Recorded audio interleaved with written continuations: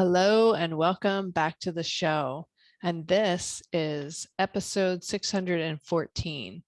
And today I have my new friend Michele Benyo here with me. Michele is a mom of two, a certified grief recovery specialist, an early childhood parent coach, and the founder of Good Grief Parenting. After her 6-year-old son died of cancer, her 3-year-old daughter said, "Mommy, half of me is gone." This heartbreaking statement defined Michele's life purpose. Her mission is twofold: to help parents through the unimaginable challenges of parenting while grieving the death of a child, and to help parents meet the unique needs of a child who has lost a sibling in the early childhood years. The desire of Michele's heart is to see families live forward after loss toward a future bright with possibilities and even joy. Welcome, Michele. It's great to have you here with me today. Yeah, thank you, Erin. It's great to be here. So I know this is going to be a bit of a heavy topic for our listeners, but eventually we're going to bring it around to something that I think will be valuable to everyone who tunes in. But before we go there, I'd like to honor the memory of your son by hearing his story. Yes. Well, I was an early childhood parent educator. That was my career. That was my focus. I was raising two young children. My son was 4.5 and my daughter was 15 months. And my son was diagnosed with cancer. And so that just really changed my whole parenting journey. And in spite of the perspectives that I had, because that was my field, there was certainly some new layers. And we battled with his cancer for 2.5 years. My daughter went through her terrible, although I like to call them terrific, her terrific 2s and 3s, while her brother was in the hospital. And, we made the decision as a family to include her from the beginning. Many families we'd see them at the hospital with their sick child, and the other children would be with a neighbor or other family members. And we just kept my daughter with us. We kept the 4 of us together. And so she was able to go through this journey with us. We were in a children's hospital, and that was pre-pandemic. So we were able to all be there together. She was able to be there with her brother. And it was one of the best decisions we ever made, because after 2.5 years of this very atypical journey that no other children that we knew could identify with, my son did die of cancer, and my daughter was 3.5 months old, or years old, and she had been able to really have such a close bond with her brother, her big brother. They adored each other, and they were able to grow up together in spite of his situation. So when he was gone, she said to me, "Mommy, half of me is gone." And that just made me so aware of just the deep impact on a young child that we as adults don't so often see. And it was heartbreaking for me. And even though my own loss was devastating, when your child is diagnosed with the big C word, my thought was, no, this not my child. This can't happen to my child. And after 2.5 years of dealing with that illness, it wasn't any less devastating when he died, which of course is kind of an obvious statement. But so because I was in the field I was in, was really regarding all of this from that lens of, how do I parent in spite of this? How do I parent through this? And I knew then, especially when my daughter said that, and it just broke my heart to know that she was going to have to grow up without her brother. I thought, I need to figure this out It is not okay for her to grow up with half of her gone. Her whole lifetime is ahead of her.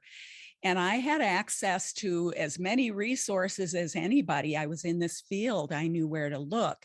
And there really wasn't anything much for me to find. And this was 20 years ago. So, Erin, you and I were experiencing this child loss, starting on our child loss journey at about, in about the same year. My son died in 2000. And it took me until just a few years ago, even though I knew back then that if this didn't exist, because I was an educator and this was my field and this was my heart, I would have to do something with this. And so I'm doing that now, helping parents learn how to parent when something devastating like this has happened, because there's quite a bit of assistance helping us deal with the loss, but it's the parenting piece and the parenting for a lifetime.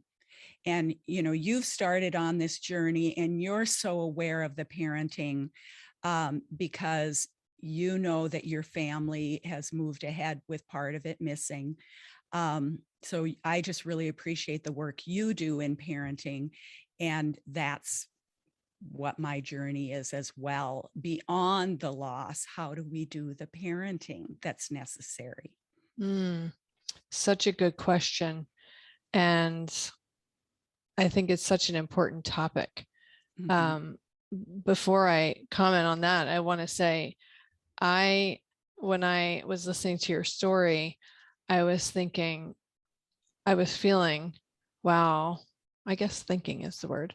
I'm so glad that my daughter died when she was an only child. She was our first. Mm-hmm. And what I discovered, we joined an organization called the Compassionate Friends. I'm sure you've heard of them. Yes. It's for those of you who don't know, it's a national and international nonprofit organization devoted to helping bereaved parents, siblings, and grandparents. And it's a wonderful organization. And we met lots of wonderful families through our monthly meetings in that organization. And the stories of loss that I heard always made me feel like their story was so much harder than our experience.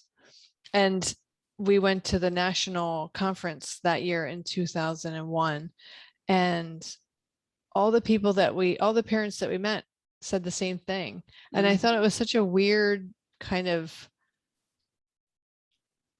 just, I don't know, it's just a weird thing that when you're in a community of fellow bereaved parents, it's very common for a parent to look at another parent's journey and think, oh my gosh, their journey is so much worse than mine.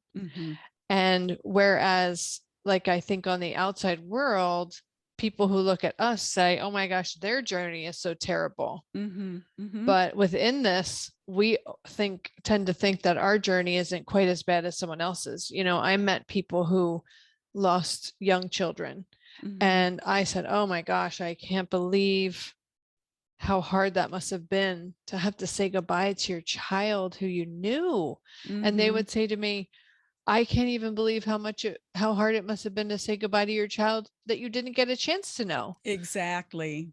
So that's like kind of a weird compassion and empathy thing that I think happens in the bereaved parent world, which is like a kind of beautiful in a way, that everybody honors the other person's journey in such a profound way. It's just beautiful. And that is, I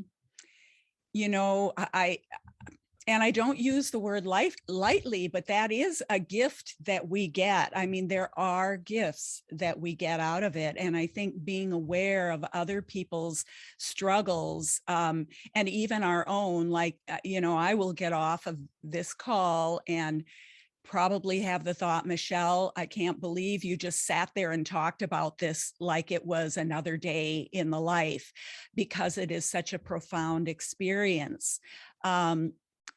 but we, we come to terms with it, and we're able to, I talk about living forward with it and the importance of that. And I think for those of us who have been through it, to be able to walk with those who are newer and help them really get a hold of the fact that, yes,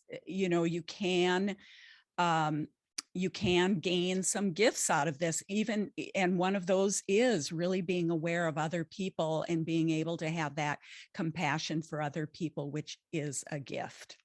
It is absolutely a gift. And I think the biggest, most priceless gifts in our lives collectively come out of the most difficult times that we live Yes. through. Mm-hmm. And if we make the choice, we have to make the choice to look at what gifts are being offered to us and decide whether or not we're going to receive them. But if you're willing to receive them, goodness, Yes. the richness of your life just increases tenfold. Yes. Don't you find that? Oh, absolutely. And you're right. It is about choosing. And sometimes that's hard to do. Excruciatingly hard. It's hard for two reasons. One, well, more reasons than that, but because you have this devastating pain, and all you can see is what you've lost. And the other reason is this um desire to hang on to your child, and this feeling of being loyal to your love for your child. And if you move or live forward or somehow feel better, you're in a way abandoning this relationship that is just so vital and important to you. You don't want to let your child go, because then you're leaving them behind. And that's kind of the other struggle, I think, that a lot of bereaved parents have. Absolutely. And I think that this topic, while hopefully most people who are listening cannot relate to it, because that would be my hope. I don't wish to meet more people who have lost a child. I don't wish that on anyone.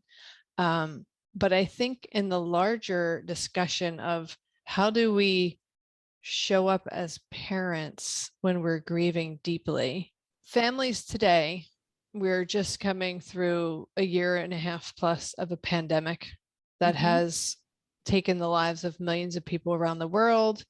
People have lost jobs and livelihoods and the ability to hug their loved ones, and kids are not in school, or they weren't for a period of time. They've lost time with their friends and their teachers. And so many people are grieving the loss of so many things, not just people, but so many things over the past year and a half. I think that this is a valuable thing to discuss. And what I'd love to talk about is how can parents who are grieving, and maybe kids who are grieving, how can parents who are grieving help their children? How can they show up as the parents that they want to be, and that the parents that their kids deserve in that moment? Yes. I think we as adults are so afraid of grief. We're afraid for our children to be exposed to it. And so it makes us not know what to do with grief when our families experience it. And I think the most important thing for adults to realize is how normal and natural grief is, that it's a normal part of life, that we all are going to experience it when we're young, and that the best way that parents can help is to acknowledge and honor grief that exists and be willing to talk about it. Really, the best time for anyone to learn about grief is when you're a child, because that's when you're first going to experience it in some way. And if adults can just be honest about how they themselves are feeling, so that the child understands, I'm feeling that too, and it's okay, it's normal. Just being open to talking about it, allowing our children to see our feelings and say, mommy's really sad today because your brother's gone. Do you feel sad about that too? And the child can say yes. Or, mommy's really sorry that she can't see her friends. I really miss my friend Jane, are you missing your friends too? Yes. And talk about it and just allow them to see that this is normal. That's the beginning. And it doesn't have to be a big conversation, just an open door. And that can be so helpful, because so often we try to avoid grief and just make things better without, well, let's go do this instead, without honoring the grief. And I think it's really important to honor it and acknowledge it. I think that's so true. And when you were talking, it was making me think about last spring. At the beginning, the first few months of the pandemic, my son, my oldest son, was a senior in high school, and he was so looking forward to his senior year. He had waited Yes. for it, like any kid does. He had Yes. waited for it for 4 years. Mm-hmm. And he played on the high school volleyball team, which had a spring season. And he made the varsity team when he was a freshman, which had its own social challenges, being the freshman on the varsity team. So it wasn't all peaches and cream and easy, Mm-hmm. but he played at a pretty high level for all 4 years. And they got better and better and better as the years went on. And so his junior year, they were just so good. And then senior year came around, and the coach, probably, I guess, works through the winter scheduling the matches between the different teams. And he said at the beginning of what should have been the season, probably late March, late February, first week of March, he said he was having trouble. We saw him on a walk because he lives in our neighborhood. And he said he was having trouble scheduling matches with teams, like, in the conference or whatever, you have to play each other, but they also play other teams. He was having trouble scheduling optional games, matches with teams, because they knew how good our team was and they didn't want to play them. Oh. So there was so much hype and so much excitement going into that season last year. And we were so excited. And, since mid-January, January 3rd was the first article I read about this strange pneumonia-like thing that was popping up in China. So at that point, it had been 2 solid months of constant articles I was seeing, and like, this is not looking good. I don't know. Yeah. So anyway, he got 1 week of the season in. They managed to get the senior trip to Disney World in. And then as soon as he came back, everything shut down. So at that point in mid-March, the coach said, "Oh, I hope it's only our school decided to shut down for 5 weeks." And we thought, 5 weeks? That's like a lifetime. How are we going to have school closed for 5 weeks? But he said, hopefully we'll get the season started as soon as we get back in school, end of April, and then they'll let us push it out to June. And then it was hopefully first week of May, hopefully mid-May. And then finally we all kind of had to take a deep breath and go, it's just not going to happen. Yes. And it was devastating for my son. So my son lost his senior prom. He lost his senior season of volleyball. He lost, they had a graduation, but it was weird because they broke the whole school into, I think, 4 graduations. And they had each kid sitting with their 2 family members. And we were all socially distanced with lines on the field, the football field. And it was like 95 degrees, and he couldn't see 3/4 of his friends. It was just not ideal. It was great that they could do it, but not ideal. So he kind of lost the graduation. He definitely lost the prom. He definitely lost his senior season. And that was the most devastating for him. He could have tolerated the other ones. But anyway, I tell you this whole long story because when he found out, maybe like 2 or 3 days after he found out the season was just not going to happen. I mean, really, even to this day, I think about it and it seems surreal. I remember hearing the news and thinking, well, that's not possible. Of course it's going to happen. Yes, we Mhm. have a pandemic, but we'll figure it out somehow. Mhm. No.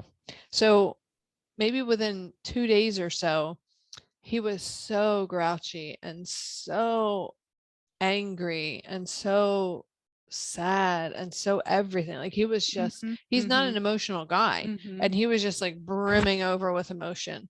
And we were Mhm. talking about it one night in his room, and he said, you know what? I think I'm going through the stages of grief. And I said, oh my gosh, that's so profound. You are, you are. Yeah. It Yeah. is. That's what's Yes. happening. You're Yes. grieving. And so Mhm. it opened the door to this beautiful conversation that allowed me to acknowledge and highlight exactly what he realized, that he was grieving. And Yes. so, we were able to put words to it and have a frame of reference for it. It's not just he was waking up grouchy and miserable every day for no Mhm. reason. Mhm. Right. He had lost a tremendous amount. Mhm. Mhm. Yes. So I And think it's having those conversations with kids of any age, young ones, older teens, it's so valuable. Yes, and it is wonderful that he recognized that that was grief. And I'm sure that's because your family has been aware of that. You've been aware of that. You've helped your Mm. family learn that. Often with young children, we talk about sadness and we label grief as sadness, and it's not sadness. It's Mm-mm. something different. Grief is when you lose something that's gone. You're not going to get it back. It's gone. And that's different than just being sad because you can't go to your friend's house today, or Mhm. sad because you can't go to school today.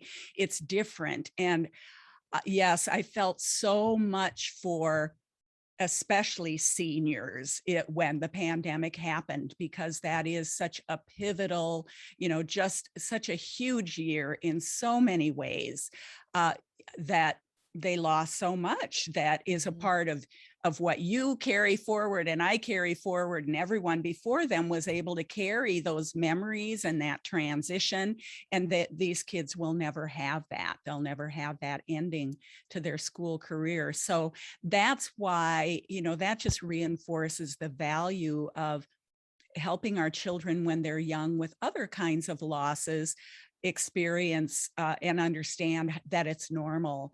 I share my story because I remember a really early instance of grief that happened when I was 5 or 6 years old.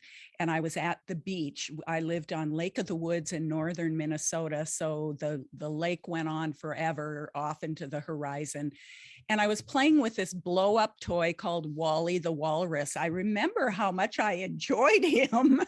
And he started to float away and got away from me. And nobody could get him. Adults who could swim couldn't get him. Oh He just no. kept going. And I had to let him go. And I had to stand on the beach and watch him Oh, float further. heartbreaking. Oh, it was. I remember how I felt. It's like he is gone. I don't know where he's going to go off into the horizon. It was grief. And it was, Mhm. um, Mark Twain has a quote where he says, a child's about grief. And he says, a child's loss of a doll or a king's loss of a crown, they're equal grief, because to a child, losing something like that is 100% grief. And so that's why I say we all have those experiences as children. But my parents didn't honor that grief. It was just a toy. It's too Right. bad I lost it, but um, so those are the times when, or when a pet dies. It might be a goldfish. It might be a dog. There are plenty of opportunities in childhood to help our kids recognize that this is grief because something is permanently gone, and that's very different. Mhm. And, I think the understanding about grief and the grieving process, we understand so much more Mm-hmm. than we did years ago, than our parents did. And, Right. information is power, which Mm-hmm. is, which I love. Mm-hmm. And, I think it's so valuable to understand these concepts so that we can know what we're dealing with in our own hearts, Mm-hmm. and then to have greater empathy for our children, Mm-hmm. because watching that inner tube float away was devastating for you as a It child. was. But it would be easy for a parent to give you 5 minutes of comfort, and then, in their mind kind of be like, okay, let's move on. It's a Yes. float. Like, what's the Yes. big deal? But to Yes. you, like, it was your playmate, it was your world in that moment. And then you literally had to watch it leave. And Yes. you were powerless to do anything about it. Yes. Yeah. And yes, and you mentioned the grief process. And I think just the fact that grief is a process is so important for people to recognize, because a process sort of has a beginning and then it moves on from that point. And I don't ever say that grief has an ending, because I think we grieve for the rest of our lives, but but there is a process, and there is a hope that can be found in that process. And I think that's important for people to recognize, because I'm sure you have, and I know I have, met people who just don't know how they're ever going to move from where they are Mhm. right now. Yep. This is so awful and so devastating. And you talked about choice. And that's one thing I help families that I work with recognize is you're standing in this place, but the grief you experience even a month from now, certainly a year, 5 years from now, as bad as it still could be, it's not going to be the same as this initial grief. You are moving through a process, and you are moving to a place where it can feel better. But part of that is about choosing to recognize that I can feel better, that I don't have to stay in this place of devastation. So that Mhm. idea of the grief process is so important for that reason, I think. And I learned a little acronym, I think that's the word, from my dear friend Dr. Shafali, talking about grief. And it really helps me to quickly and easily remember the stages of grief. And I want to share them here. And I would actually add a fifth one, or a Mm. sixth one. So Mhm. DABDA is the acronym. Mm. So denial, anger, bargaining, depression, and acceptance. Mhm. And whenever I encounter someone who is grieving something or someone, I give them that, and I let them know, because they might not have ever known that they experience grief or know anything about it. Mhm. And I tell them, it's not a neat and clean thing where you spend a week or a month in each phase and you go Mhm. DABDA, and then you're at Mhm. acceptance, and okay, Mhm. 5 weeks later, I'm all done. And you just bounce around back and forth to different phases at different times. Things will trigger you. You think you're in acceptance, and then it'll trigger you and you'll be depressed again, or Mhm. you'll be angry that the person is gone or that the thing is gone. And so it's normal to bounce around from different Mhm. stages back and forth. It's not linear. And the one that I would add as a sixth one is meaning. Mhm. So I think the way to most successfully survive and thrive on the backside of grief, not that you get over it or it's finished, but when you're on the backside of the thing you're grieving, looking back at the experience, your Mhm. life since then, um, if you can find meaning Mhm. to bring forth out of that Mhm. loss that you've suffered, Mhm. it helps you, like, it helps your body, your soul, your mind, your spirit, your heart, Mhm. everything Mhm. to wake up again. Mhm. Did you find that? Oh, absolutely. And for me, it was so instantaneous, so early on, because my purpose was I need to help families who don't know how to do this. And and it Mhm. took me, over the many years when I had in my mind that I needed to do this, and I wasn't doing it yet, because I really needed to be able to meet families in their loss and grief without mine overshadowing it. Right. And it took such a long time for me to feel like, okay, Now I can talk about my grief and I can feel my grief, but it doesn't sweep me away. And I can stand in theirs because I know they are in an earlier stage. And I remember what that felt like, but Mhm. I'm not feeling that anymore. So let's move on to the concept of self-care, because you mentioned that before we started recording. Mm-hmm, mm-hmm, And I am a huge proponent of self-care as a parent or as a human first, mm-hmm. even more vital as a parent, even more vital as a parent who is grieving. Yes. So, what are your thoughts on self-care to Mm-hmm, help you through the grieving process? mm-hmm. Oh, I agree with you. It's just so vital. I think that is one of the first things when I start working with parents. I help them understand what they think about grief and how they're viewing grief. And wrapped up in that are so many ideas about getting past it, moving on, not paying attention to it, not showing it, all of those things. And I help them understand how unhelpful those are and how important it is for them to help their family first and foremost to take care of themselves. And so, yes, I think it's the first best way for families to, or for parents to help their families heal, and for them to recognize what their needs really are. Because when we're grieving, we so often just really don't even know what our needs are or how to take care of ourselves, because it may not be what we're used to thinking about. So I think it's important to intentionally look at that. What kinds of things do you really need right now?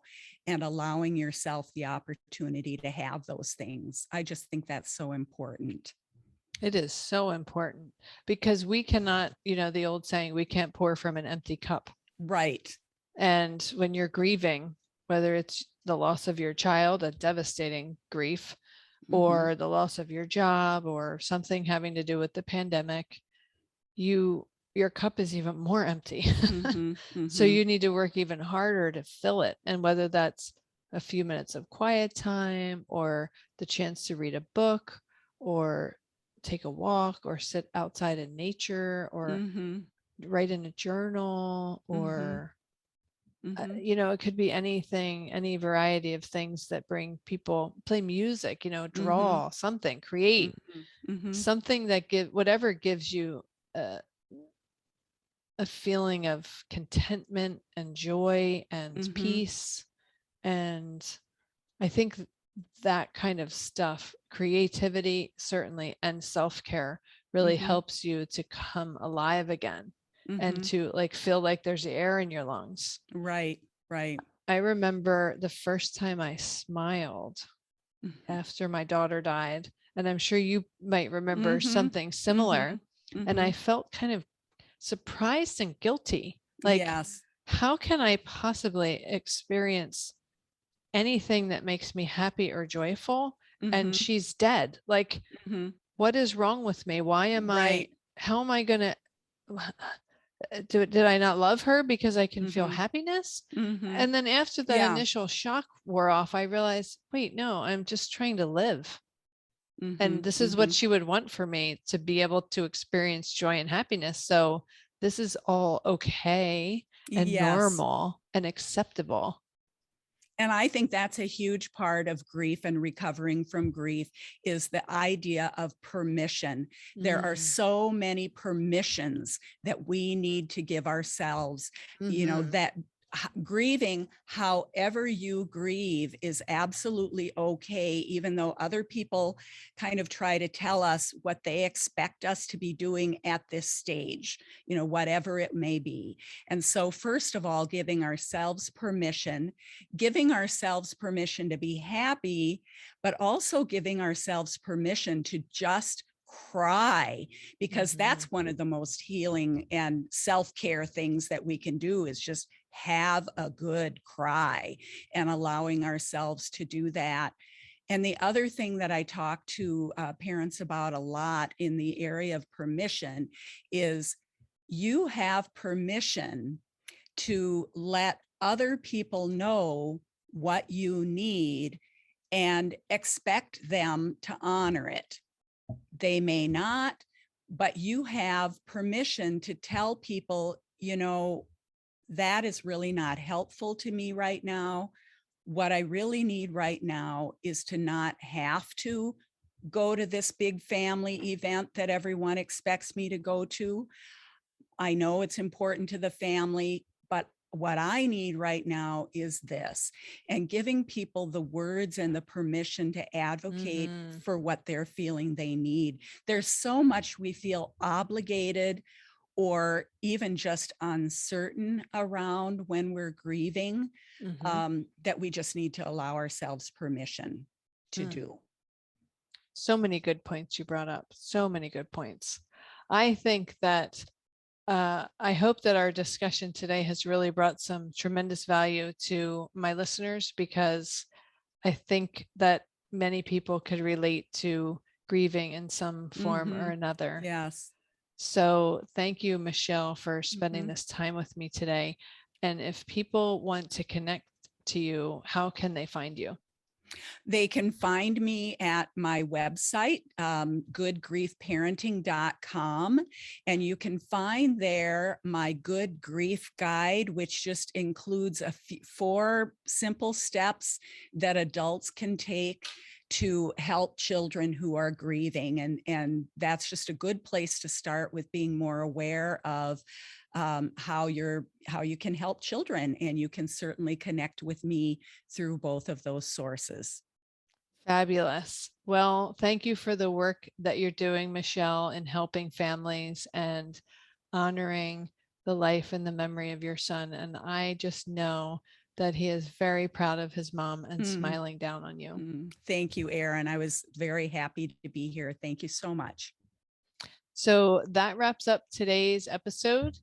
And I hope you got a lot of value out of our discussion today. And wherever you are in this world, I hope that you make it a very supportive day for yourself.